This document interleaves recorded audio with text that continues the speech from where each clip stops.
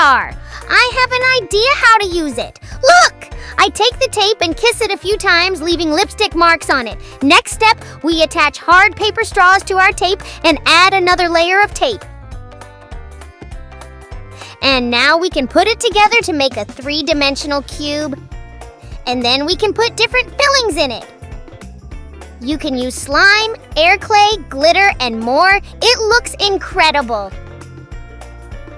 All we need to do is tape it on top and we can play with this cube. It's so beautiful. Try to make such a cube by yourself.